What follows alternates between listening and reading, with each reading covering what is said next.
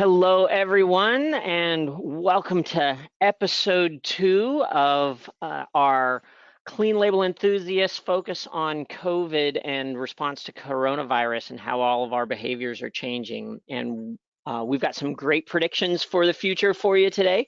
And some fantastic data for tracking we've been doing for the last few months. So excited to get going. I'm Greg Stuckey. I'm the Chief Research Officer at Insights Now, and my co-host today is Amy. Hi, everyone. I'm Amy Mahoney. I am a senior researcher within the qualitative department over at Insights Now, and happy to join you for this current episode. All right, so just a couple of things before we dive into our topic. So first, we'd love for you to participate with us. So you should have a little questions box over there down at the bottom. If you have a question at all during our presentation, feel free to type it in and we will get around to answering it. If you have any technical issues, also please go ahead and post that and we can have somebody help you out just a bit if there's a problem there. And then lastly, there will be some interactive elements, so keep an eye on that and please participate when we ask you to as well. And so with that, today we're going to be tackling two different hot topics. The first is around emotions regarding our behavior. And so really, emotions are showing us what we should be paying attention to. And really, sensory motivations are what we should be paying attention to right now. We will tell you more about that. We will also tell you which emotions should you be focused on as you predict product choices. Additionally, we have done some research here and we found out that the US is not quite ready to open up yet. And don't just assume that because things are opening up, restaurants and other such things, that everyone's going to flock and do everything the way they used to pre-COVID. So we'll be talking about that as well. What we will not be talking about today is product category shopping behavior. We're going to be tackling that in another episode in the future, but we thought that these two hot topics were really important and wanted to get to that today. So that's what we'll be talking about. So where is all of this data coming from? We have an ongoing tracker that we are collecting on a weekly basis. So we're talking with our clean label enthusiasts within the United States. And we're doing combination of weekly surveys. We're also doing conversations, so both qual and quant, talking about their purchase behaviors, what they're purchasing, attitudes, etc. And as we have additional questions, we are doing deep dives as well. So this has been ongoing since March, and it will continue to keep going until all this craziness that we know as COVID is over. So within the past, I would say 2 months or so, we've really noticed a couple of things that we're going to be talking about. So first is we've noticed that shopping emotions are changing. We're also noticing that purchase motivations are changing. And we've also found out that people are willing to do some activities, but not others as restrictions are being limited. So that's what we're going to be talking about today. Fantastic. And one of the things that we talked about last episode, if you didn't catch it, you can go back and watch that, is the underlying structure. So our motivations really are what drives our behaviors. And what's more important today, it may be that the suite of types of motivations that you have not changed, but the priorities of those motivations and which ones you give more precedent to are changing. And we know when we have a big disruption in the short run, we adhere to more avoidance behaviors. And when we are looking at long-term past the disruption period, we start to get more and more approach behaviors driving our choices that we make, especially when it comes to anything related to products and innovation. To make motivations reasonably simple and help understand and help predict the types of behaviors and strategies you can take, what we love to do is drop these into 4 different categories: functional, sensorial, social, and psychological. And the functional category, these are all the motivators that are foundational to your basic needs. So this is health, wellness, protection, safety. Think baseline of Maslow's hierarchy here. The social motivators, this is all the motivators that are helping you interact with or driving your interaction with other people. So this is peer-to-peer social relationships, who we trust, our feelings towards ourselves, our feelings towards other people, and how other people view us, and the choices that we're making and the behaviors that we're underlying. Sensorial motivators are how we cope with challenges in life, and especially when they are disrupted, how we create pleasure in life, and how we seek out things that will provide that sensory, tactile, visual, sensorial, all those component pieces, that stimulus for ourselves to create new experiences, new environments, and increase our pleasure. And then the psychological motivators. These are the things that help us create and achieve balance in life. The psychological motivators usually are things that are either super surprising and quite disruptive, or are things that we are focusing on to help us change long-term moods. So we go through a transition of key emotions to help us then reset long-term mood change. All right. So if we take those motivations and the emotions associated with them, and we lay them out over a timeline, and at the beginning we say, here's the beginning of a time of disruption. And in our case, that time of disruption is essentially the big push to have us all be sequestered, right? To all be stay at home. Everybody had a little bit different way of laying that out. But in that time of disruption, that first thing that hits is that big unpleasant surprise, and then you go into fear, worry, anger, sadness. Right now, as we're getting towards adjustment, we're definitely not to recovery or new normal yet, but we're right here in this comfort, disappointed, where we're starting to see a big uptick in the sensorial and the psychological area. And if we look at the percentages, specifically looking at the underlying motivations for buying the products people are buying, and we asked for that product that you're purchasing, what was the core motivation for buying that product? What we noticed right at the beginning of the disruption period, at the beginning of March, or beginning of April, sorry, end of March, early April, we saw that functional was the primary motivator, right? 84% of purchases were driven primarily by a functional reason or by a functional motivator. Social, next, sensorial, very little, and psychological, hardly at all. And now that we're a whole month plus later, where are we at now? Right now, functional is still foundational. So 84% of all purchases, still primary reason we're picking them is for safety or other functional reasons. Social hasn't changed. And honestly, social isn't going to change from this number much until we start to see some of the relaxing happening and people starting to get comfortable having social interactions. You know, the 6-foot rule's got to go away, really, in order for us to see a whole lot of change, or certainly start to be limited in people's minds. But what we are seeing is sensorial upticks. So we're seeing more of the purchases being driven by sensory, and more of the purchases especially being driven by that psychological, because we're starting to get to that point where we're really heavily comfort seeking. And that's trying to adjust that base mood state is changing how we think. And the motivations for making choices. So what do we see for the future? Number one is functional driven choices. They're going to stay number one for quite a while. COVID is not going to go away really, really fast. So functional is going to be a primary motivator for a long time. So if you don't have a product that has a functional component to it, if you're going to have that product's going to lag for a while, right? It's going to go up and down with the changes in other motivation priorities. Social is going to stay the same until we get that social change happening, until people feel comfortable with others gathering, with inviting friends over for barbecues. Until that change starts happening, you'll see that the social structure remains about at that mid-20s level. Sensory-driven changes are going to continue to increase, and this is especially going to be true for products that get back in stock. So think of what's happening a little bit at the store level right now. You go to the store, maybe your favorite brand is out of stock, and so you're looking to get back to the sensory experiences you used to have. So as more things get back in stock, we'll see sensory-based choices being made more over the functional choices. And we really have not yet reached that point of boredom. If you see on the psychological line there, it goes where we're at the comfort level right now. We haven't really gotten to the point where we're truly, truly bored. And so since we're since we're not at that point yet, that means that more change is going to be coming in terms of that particular space. So it's really more about comfort yet, not about relieving our boredom.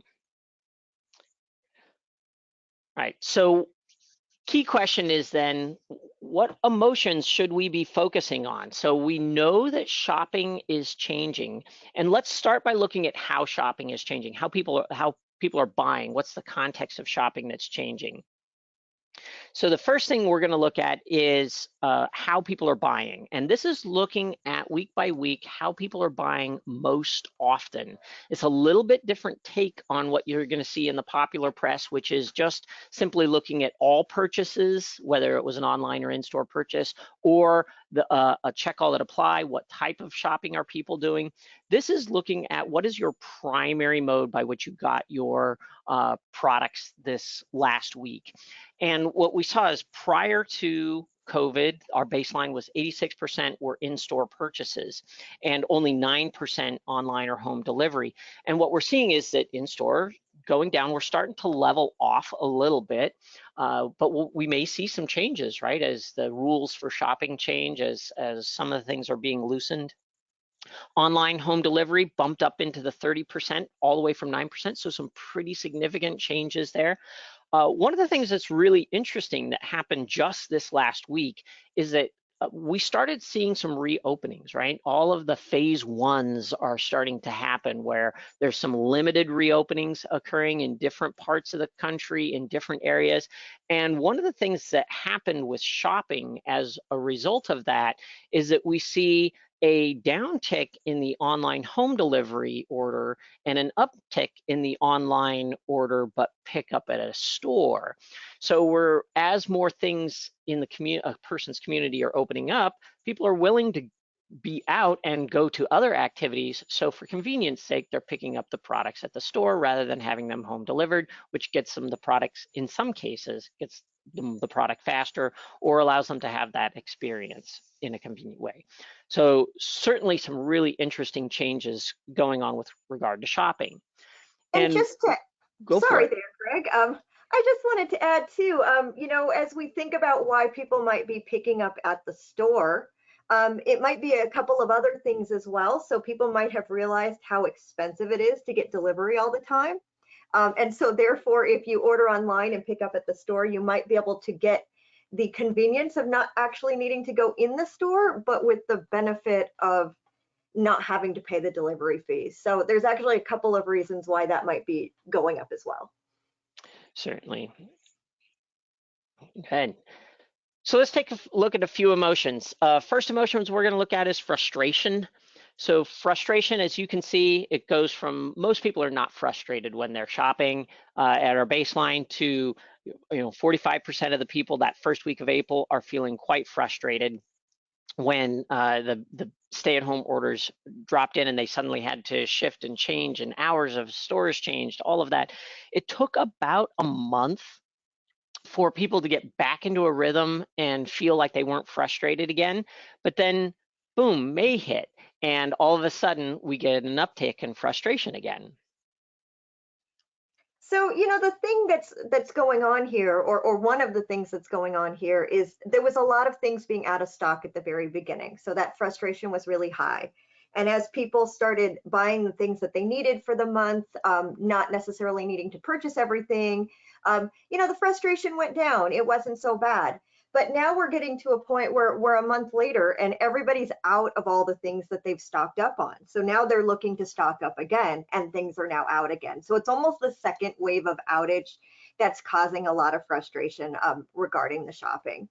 And the other piece too is a lot of people are used to 1 or 2 day shipping options. So not just in store being unavailable, but online as well. So either things are not available online or they're not able to get it nearly as quickly. So if you're used to a 1 day purchase and it shows up tomorrow and now all of a sudden you need it, but you can't get it 1 day, it leads to a lot of frustration because you're out and it's kind of a situation where people don't feel comfortable. Right, and we already have one question along those lines asking how much of the shopping behavior is being impacted by online ordering from retailers. So certainly one of the things that we're seeing is that with the online space, what happened over the course of this period of time is in the online ordering space, the rules changed as well. So a lot of companies at the beginning or prior to COVID were shipping pretty much everything. You could get a lot of things that were complicated to pack and ship, like jars of pasta sauce, which may require extra handling prior to shipping. And a lot of the companies that were shipping products like that said, okay, the more complicated, more high touch things, that's less safe. We're going to do away with those being available in an online world. So some of the products that you were originally getting in the online stores suddenly went away as being not available. So the only place you could get them was then moving back into a store pickup situation or going live in the store as well. So that contributed both to the frustration as well as to some of the shifts that we're seeing in online ordering. So availability, what companies are willing to do, as each of those change, that dynamically changes what people are doing and how they're making their choices in terms of their favorite way or their preferred way to make their purchases. All right, the next one we're going to talk about is the feeling of rushed. So again, another emotion where when you feel rushed, you change your behaviors, right? You start moving a lot faster, a lot more. You make a lot more habitual choices. You're less, if you will, making disrupted choices, if you will. You're not standing, contemplating, making long, thought-out decisions. So prior to COVID, nobody was rushed. Definitely a big uptick in feeling rushed during COVID, and now we're balancing out. We went all the way back down by the end of April, almost to the same spot, and then boom, we came back up again. And I think, again, this is a lot due to things being out of stock and availability. My personal experience with feeling rushed with shopping comes with some of my online shopping. So specifically, I have 2 dogs, and I purchase a lot of dog food and dog supplies from Chewy.com. And they have this thing called auto ship, which I know Amazon has for a lot of other products as well. But you basically set it up where it delivers at the same time, every month or however quickly you want it. But you didn't have to worry. You didn't have to think about products showing up. It was just taken care of for you. Things were just automatic. And so, as you think about purchasing, first things are out of stock and you're like, oh no, what am I going to do? Then things kind of became available again. As things are starting to be slightly unavailable and as people are starting to purchase more and more, there's been delays in things like auto ship, or even, as I said, how quickly something might ship. And that's causing a lot of, frustration, as we mentioned, but also this feeling of rushed, because now I have to rush out to a pet food store to purchase the pet food that I expected would show up automatically. And so, there's a lot of worry that it might not come in time, which is leading to rushing out and buying purchases where you might have had it under control a little while ago. Right, which brings us to worry, which is the next one that comes up, and this follows a similar pattern, except that our worry level is staying high. And one of the reasons worry is staying high is because it's not just, even though this is worry when I'm thinking about my shopping and how I'm feeling when I'm doing my shopping, our worry is heavily impacted by the communications that we're getting through media, hot topics of the day, what other people are telling us, as well as changes and things that are changing in our environment and context. And when I think about worry, I think about a lack of control. So when I can't control my surroundings, when I can't control my environment, it causes me to worry about what's going to happen next. And, in the world of COVID, there's certainly a lot of health related fears. I think as we see, things jump up and down a little bit, some of that might be related to masks and whether you are required to wear masks or not wear masks. So, when all of this started, there was maybe you don't need to wear masks.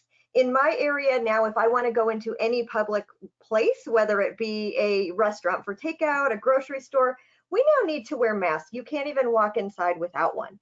I think that that's causing a lot of worry, because where people thought, oh, maybe COVID's not so bad, maybe we're getting a good handle on it, the numbers are low in our area, it's all of a sudden back in your face. Everyone needs to wear a mask.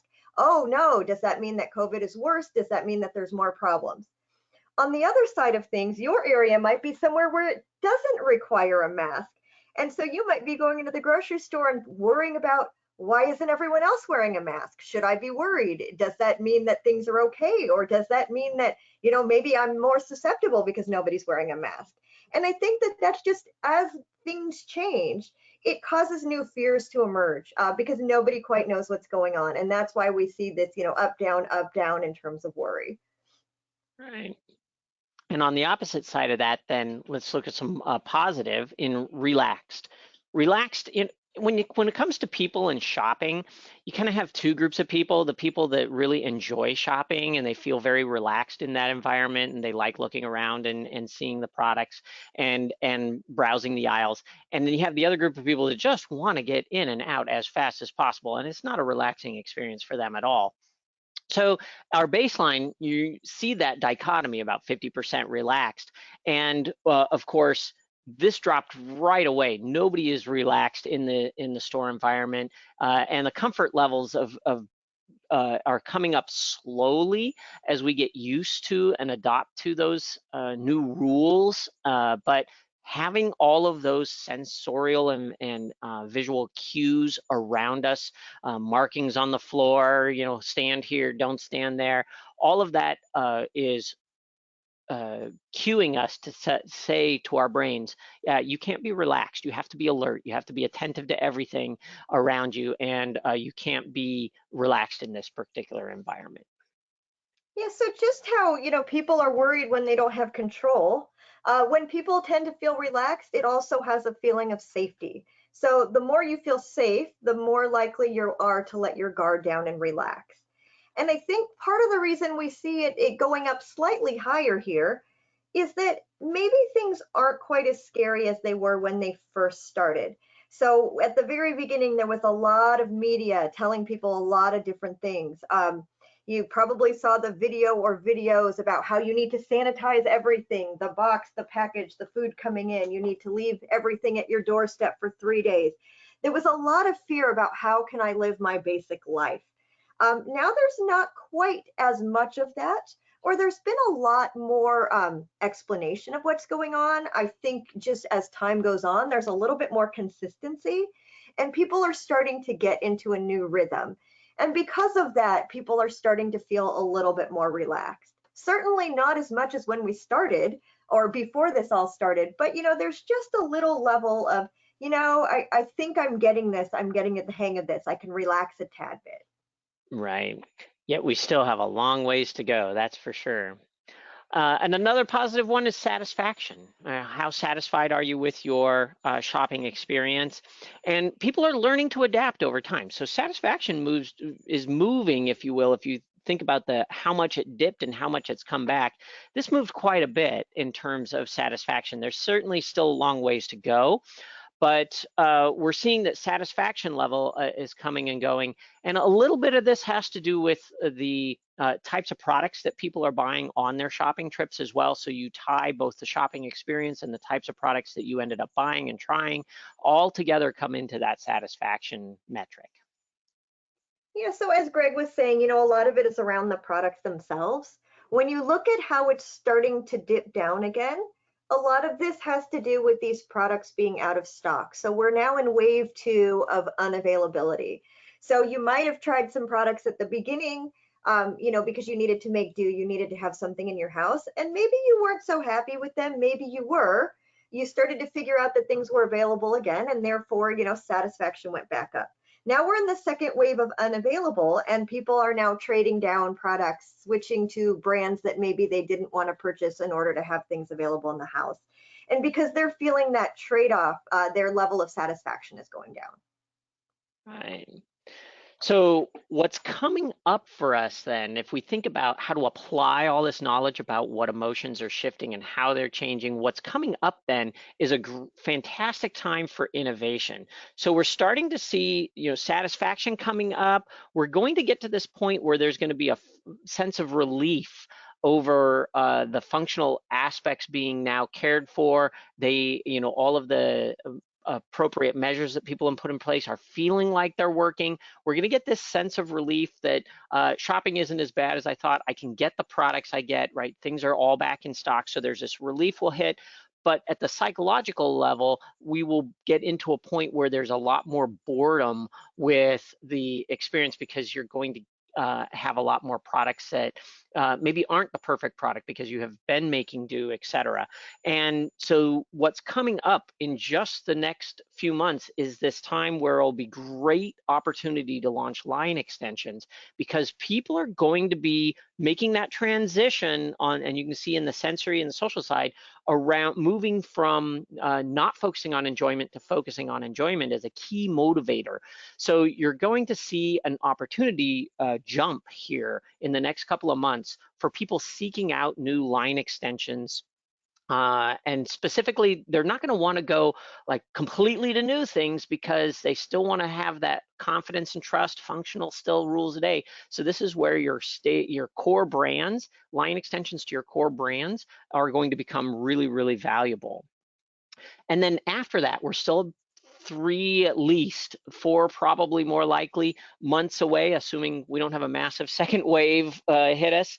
But then we'll start to get into this point where we're going to move away from boredom, move away from relief as a primary driver into hope as a functional hope, functional satisfaction, looking for social hope as people start gathering in bigger groups again, more sensory pleasure seeking, more intrigue seeking. That will be the time that you want to launch new innovations. So you want to be able to move quick because that, if you're in the innovation space, you know that 3 to 4 months, that's not a whole lot of time to get your next new product on the market. So certainly pay attention to these emotions and how they're shifting because as we watch these, we're going to be able to predict better and better as we get closer and closer to these time points when those best dates are.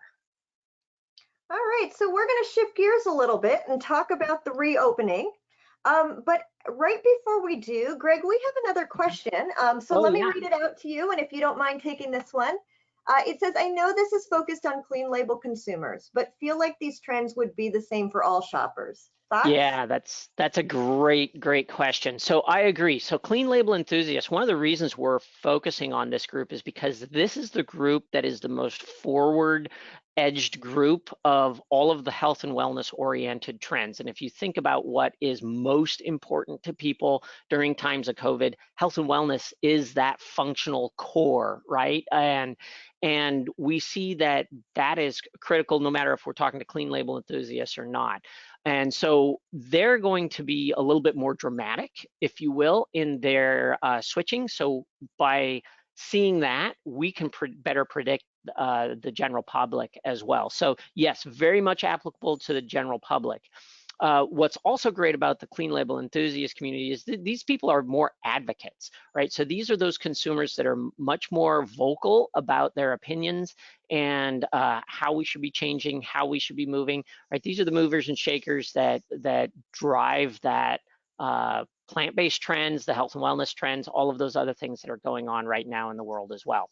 So I do believe that while this is the clean label enthusiast specific, it's not a Gen Pop, our numbers here are not Gen Pop numbers, we are very much seeing the lead indicator numbers here by focusing on this group of people.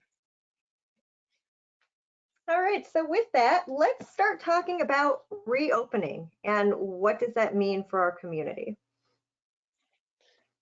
All right, so we are seeing that 70% of people are experiencing some type of reopening or relaxing of restrictions in their neighborhood. Do want to mention though that nobody has seen all the restrictions fully removed. So while things are being relaxed, things are being reopened, it's not a complete reopening. Things are not back to the way they were originally. And for the most part, when you look at these numbers, stay at home is easing and some businesses have reopened, but certainly not everything. And so with that, we would like to ask a little poll. So if you guys can participate, just want to find out, are you ready to start going out when things start reopening? Right. So this is going to be good. This is a question we asked our community as well. And so we're curious what everybody's opinion is here versus what the rest of the world was seeing. All right, so I'm gonna get this sharing up on the screen, show what we got. So here's what we've got, a pretty even split, actually. Interesting. So 36%, yeah, I'm ready to go out. Same percentage no, and a little bit in that not sure. So interesting. We've got a pretty even split. Very good. So, all right, so let me tell you about what our clean label enthusiast said. And as we do that, Greg, is there a way to hide that little poll box? Oh, never mind, that's on I my think screen. Sorry, I guys. was gonna I say, take that hopefully it back. should go away for everybody here. It just takes a second on some screens. Yep. All right. Actually, what we heard within our community is that 70% of our people are not ready to get back out of the house into the normal routine. So there's still a lot of hesitation on people's parts. Yes, things are reopening, but not necessarily everyone's ready. So let's dive a little bit deeper into this.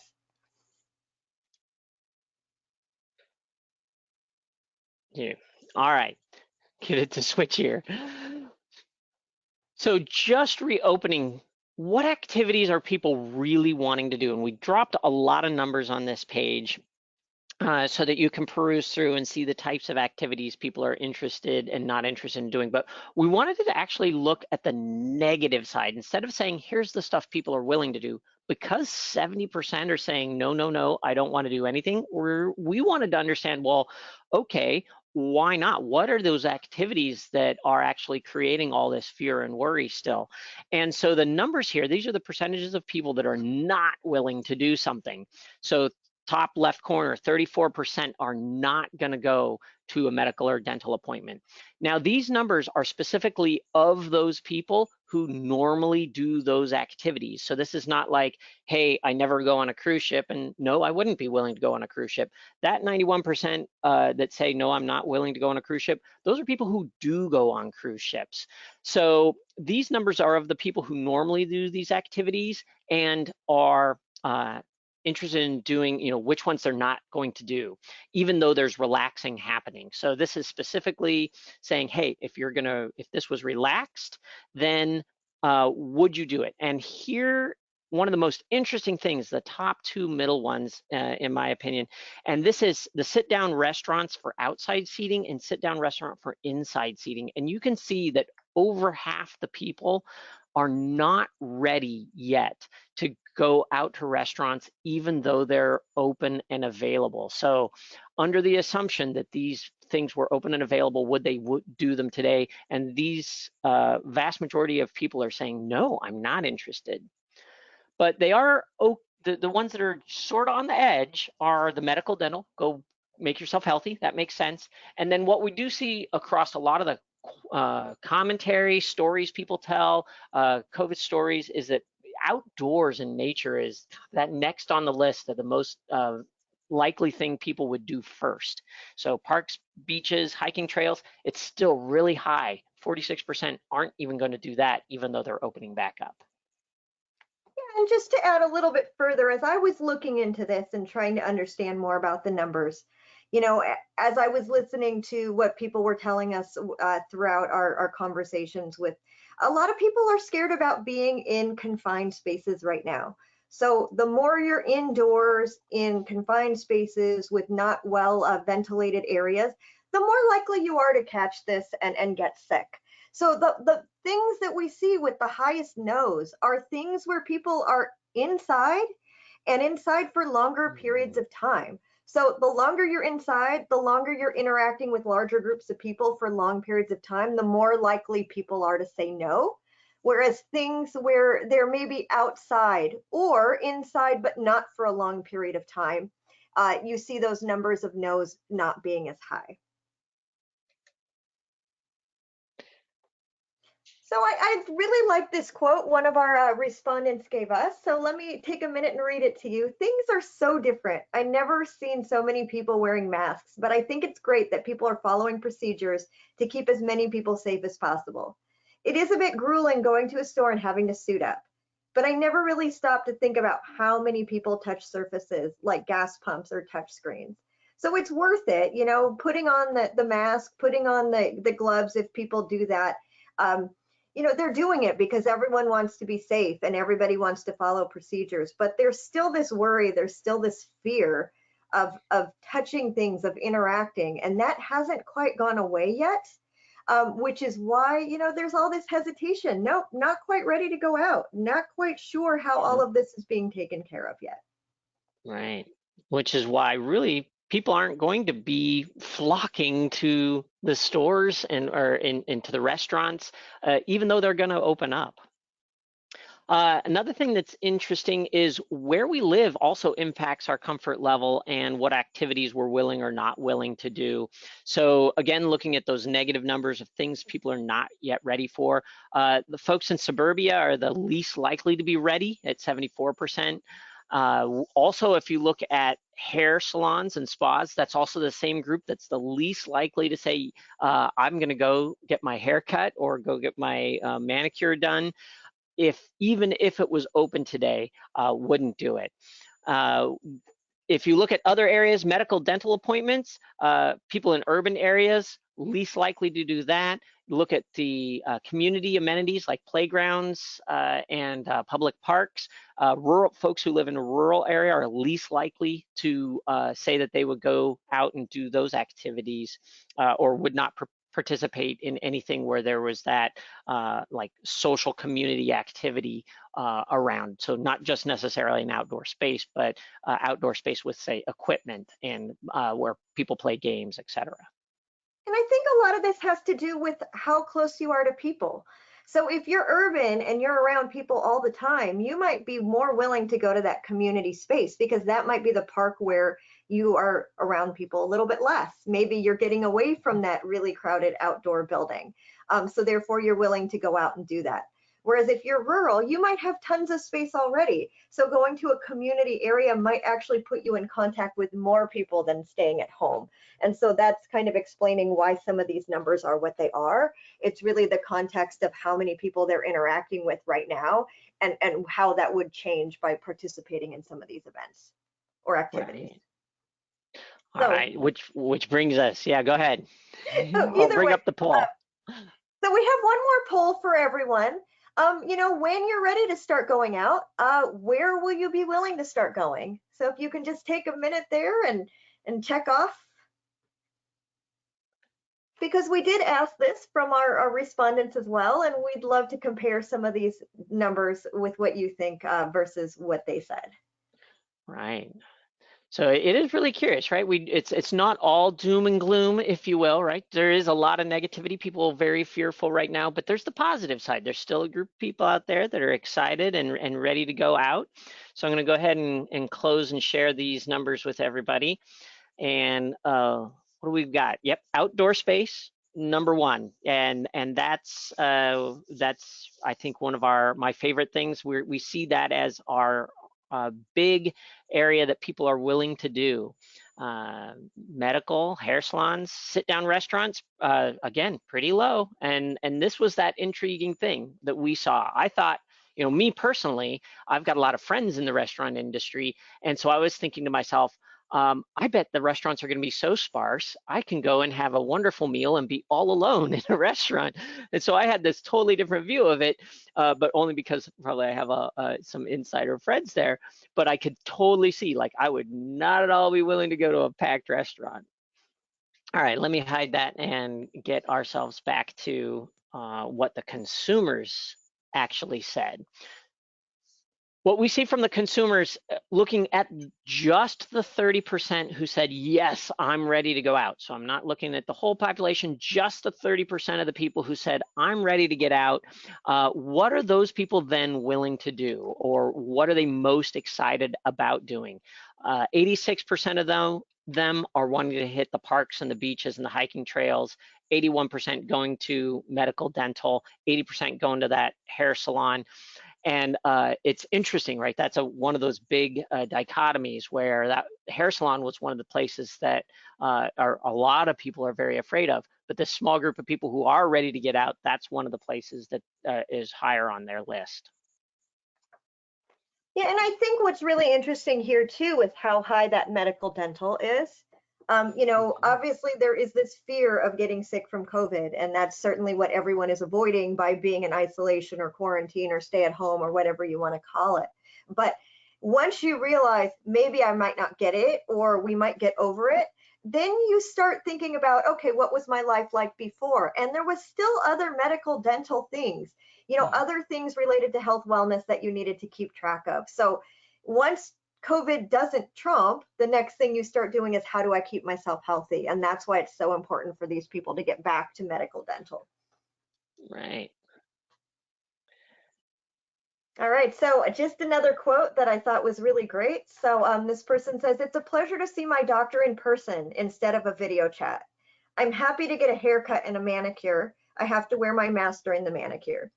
I have to see a movie in a theater, or I long to see a movie in a theater, but this is a long way off. Things are slowly opening up." So, you know, in this quote, they're acknowledging, yeah, things are opening up. There are some benefits to being in person, but it's still very much a one-on-one comfort level. If I'm going somewhere where I can protect myself and they can protect myself, and it's just one person, then maybe I'm comfortable with that. But a movie theater that's crowded for a long period of time inside, not quite ready for that. And I think that's the big thing, is just because things open up doesn't mean everything is going to open up or everyone is ready to do everything. Right. So one of the things that's important is we wonder about what these activities mean. Why is it important for us to look at the different types of activities, especially if we're thinking innovation, product innovation, brands? What's important about that? Well, what's important about that is context and how you position your product. You know, would you take your product and position it as a movie theater setting right now, right? If you were a indulgent treat, would you put it in that setting? Is that going to cause people to say, "Oh, that I'm actually afraid of that environment"? So now all of a sudden you have worry associated with your brand and product, versus if you position that product in an outdoor setting or a more nature-oriented setting where people are saying, "Yeah, that's what I'm actually longing for to do," and now your brand's associated with something very positive. So context becomes really valuable and important. So what do we need to do now? We've got all this fantastic information. Some of the things we need to do right away, if you're not doing them from an innovation standpoint, is leverage functional motivators. If you're haven't already moved to this element, make sure that there's no negative functional cues, any cues in your product marketing, communication, advertising, packaging. Make sure you've eliminated things that could speak to anything that could be dangerous or unsafe. And if you have any aspects of your product that are associated with health, wellness, and great ingredients you should be calling out, vitamins and minerals, you name it, highlight those things, the value they bring, because that's going to be super important. Those are the things that are going to be the most important drivers and will help you win choices over competition. And functional motivators, it's not like this is going away, right? If you haven't done it yet, you still have time. Functional motivators are going to reign supreme for quite a few more months yet. Second, highlight your comfort foods and comfort products. Is not just food, right? Any product, be it if you're in the clothing space, the personal care space, things that focus in on comfort-oriented moments or transforming to a comfort state are going to be heightened here as we go through the next couple of months. So we're actively seeking comfort. So those psychological motivators about improving your mood. So if you can't be functional, be comforting. Or if you can be both, fantastic. That will be the way to go. Third, and this comes back to that context that I mentioned before, which is you need to think about leveraging nature-related contexts and metaphors in your communication and in your positioning, and as you're thinking about your even your line extension work or your product work here, right? 86% of those people who were ready were wanting to get into nature, and we see this all throughout. You saw it in your own poll. People want that component piece. They're seeking to have it. That's their aspirational moment that they're looking for right now. So if you can associate your products and brands with those aspirational moments, you're going to reap some significant benefits at this point in time. Next, prepare for sensory-related line extension launches. You're only a few months, a couple of months from seeing a pretty big shift. We're already starting to see that shift, so you could even stay on the leading edge. And as we get into this next month, get those products up and rolling out and advertising around them. Sensory components, people are wanting and seeking that pleasure component piece, the new but still safe component of line extensions. So need for safety is high, and if you can fit your line extension into that window, then now will be a great time to make sure you're prepped and ready to launch those, or maybe even tweak a launch that you are planning based on this. And now is also the time to start doing your brand new innovation work, because we're 3 to 4 months at the fastest, but it could actually happen that fast, from being ready for consumers being ready for true new to the world innovations and wanting to try those brand new things that they hadn't tried before. You got to think about the fact that they got immersed in a bunch of brand new technologies, and they're just getting to the point where they're comfortable with that, which means they're going to be ready to try something new yet again and have another positive experience. So as we monitor those emotions, stay with us, stay monitoring those emotions. You'll see when we start seeing those upticks towards less boredom and more intrigue, more relief. As we get into that relief mechanism, for functional, you'll start to see those emotions shift and change, and then you'll know you'll be ready for a new product innovation market. And if you need help, because 3 or 4 months is too fast, if you need help getting fast to market, go watch last week's webinar. We had a really great webinar in the food and beverage space for looking at moving fast to market with agile research. So I know we talked a lot about negative emotions. A lot of people are not ready. There's still a lot of fear. So I wanted to leave you with this quote. Life will still be the same as far as social distancing, not wanting to shop, not wanting to cook, etc. But you will feel better because the sun will be shining. So the thing is, consumers know that things aren't ideal right now, that there are problems, but there's still a lot of hope, especially as people are trying to connect with nature. The ability to do that as things reopen just a little bit and people can reconnect, it certainly will get better. And there's going to be a lot of people for that that are looking forward to that. So also wanted to talk to you, COVID-19, these episodes will keep going as long as COVID keeps going. So next month we will have our 3rd episode. Some of the things we plan to talk about are some of the international differences. So everything up until this point has been US based. We have also been doing research internationally. And we'd like to leverage, what we learned from China, or what we can learn from China, as well as, how our behaviors are connected to who and what we trust. Now, we may cover more, especially as we uncover additional information, but, this is just a sneak peek. Yeah, and it's going to be fun. And in the meantime, a month is a ways away. We are tracking and posting information that we're learning from our tracker every single week. We're putting new information up there, several pieces a week. And so if you're not already following us on the journey, or you're following this information stream, you can just jump on insightsnow.com, look for this link, which is the COVID-19 tracker on clean living behavior.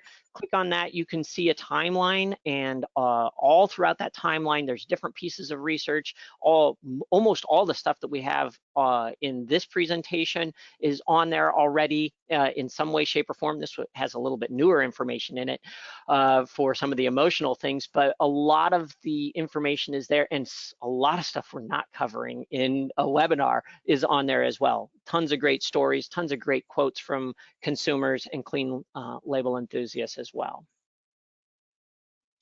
All right, so we've answered a couple of questions already that have come up during the session, but if you have more questions, we would love to take a moment to answer them. And go ahead and type them on into your questions box there, and we will start answering away. We've got just a couple more minutes left.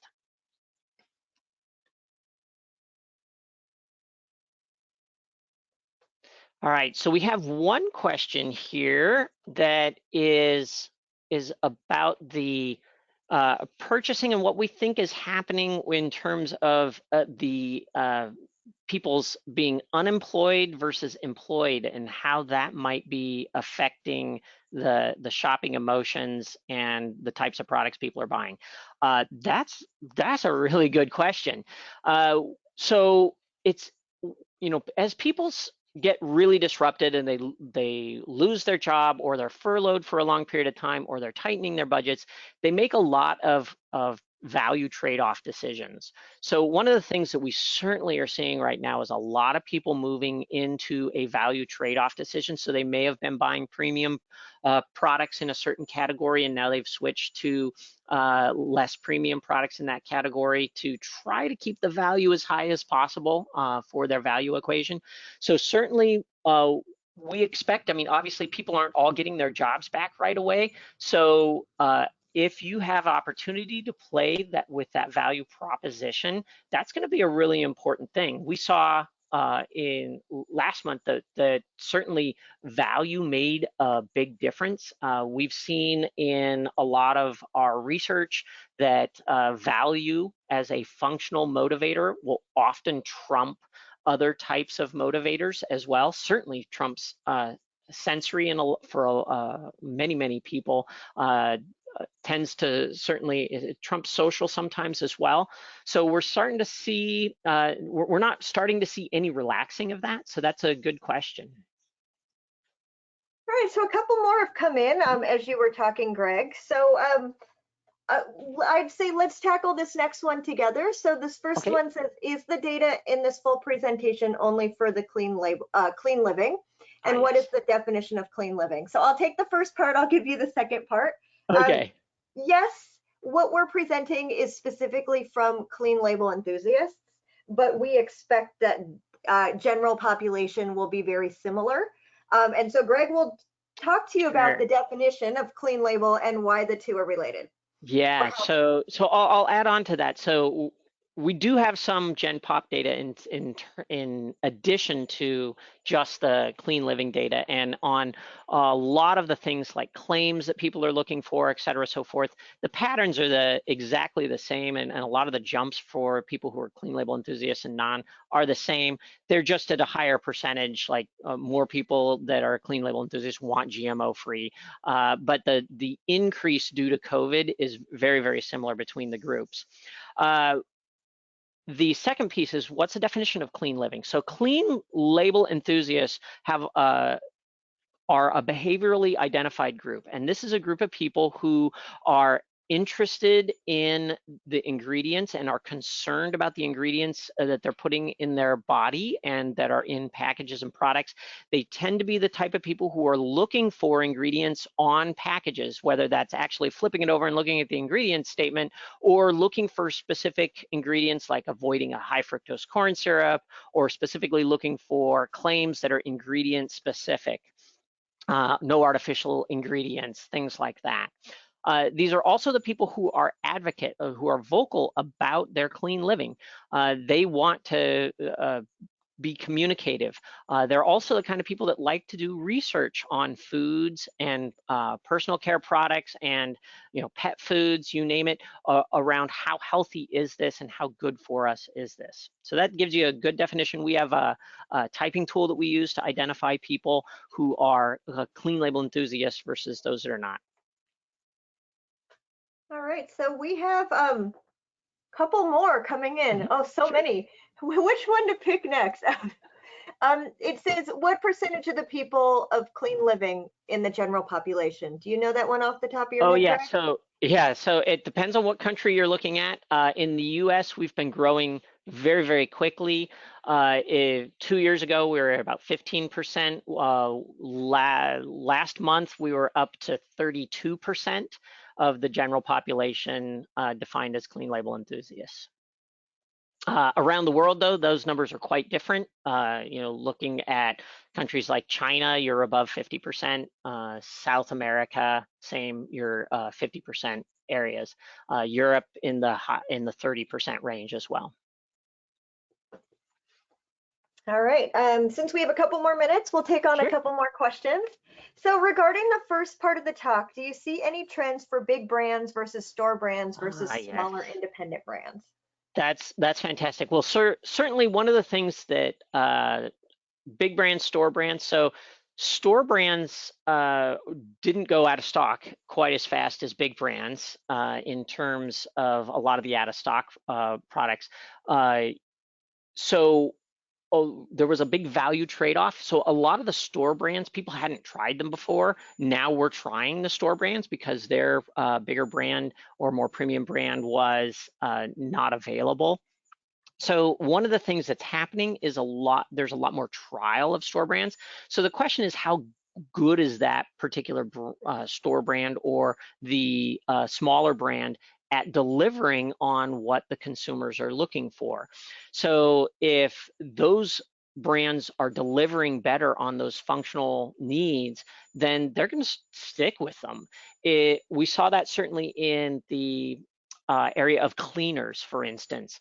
There was people stopped by, there was a group of people who always bought earth-friendly cleaners, and then they were like, oh, these are not earth-friendly enough, and we had that in our last webinar.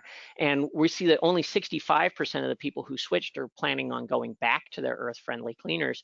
Part of it is because they are fearful that those products aren't going to do their job.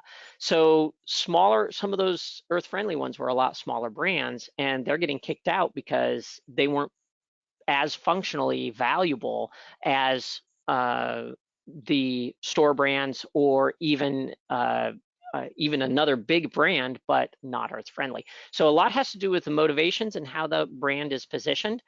If a smaller brand actually delivers better and people got disrupted, ended up going to the smaller brand and went, whoa, this is way better than the big brand, then guess what? They're gonna actually get an uptick.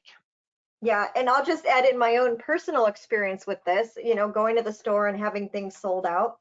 I was looking for a certain brand of cookies, couldn't find those cookies. So I said, oh, there's a store brand, let me try it. In this instance, I was actually blown away at how good the store brand was. I thought it was as good, if not better, than the brand name. So now I'm sold and I'm going to buy the store brand because it's cheaper and it tastes better. On the other side of things, I was also, forced to buy some store brand macaroni and cheese, in the box, as opposed to the brand name that I'm used to buying. Found that was nearly not as good. And so I felt that trade down. I thought, okay, this is not even worth it. I would rather not eat macaroni and cheese than purchase this. And so it made me re-love my big brand. So I think a lot of it has to do with the quality and what attributes, as we talk about sensorial motivators, what's causing me to go from one to the other. If that independent or store brand is doing the job, you might stick with it. But if it's not, you might, rediscover your love of that big brand. Right, and if everything is reasonably equal, then at this point, because you see this big shift towards unemployment and concern about money, the value trade-off will come into play. So price value, if both products are delivering well sensorially and in terms of your core motivations, then price becomes a major factor in choice moving forward as well, as it always is. All right. Do we have time for one more, or are we out of time, Greg? I think we're at the top of the hour. There's one more question. We could take one more real quick. It's a little slightly off topic, but it's asking about if we think how will this crisis affect online teaching, such as English teaching? Well, I'm not sure how to answer that, but what I can tell you is from the vantage point of companies like ourselves, we do a lot of online teaching, this webinar being one, we do a lot of one-on-ones. What's happening that's a dynamic shift and change is that because people have a lot more technology skills than they had before, and we see this in our research too, we used to not be able to do that many video interviews. You had to be really careful who you picked because they would be really uncomfortable on camera. You couldn't get you really couldn't go very deep with them. Now everybody has all those skills. And so the ability to teach, the ability to interact with people, they're way more comfortable in that environment. So it's opening up new avenues for research. It's opening up new avenues for teaching. So I would suspect that in the teaching world, it's gonna be we're going to have some of those same overlays like we do in the research world, where because there's new skills out there with the general public, it will allow for new styles of teaching, new ways of teaching, certainly allows for us to interact with people during research in a whole new way, in a much easier, faster way as well. So we certainly are seeing that, you can't travel, but you can still get there and do the research and still talk to people because they're way more comfortable on camera and with the technologies. All right, I All think right. our time is up. We Thank you are. everyone for joining us today. We do appreciate it. If you have any additional questions, please reach out to us. We're happy to answer. All right. Have a wonderful afternoon, everyone. Bye.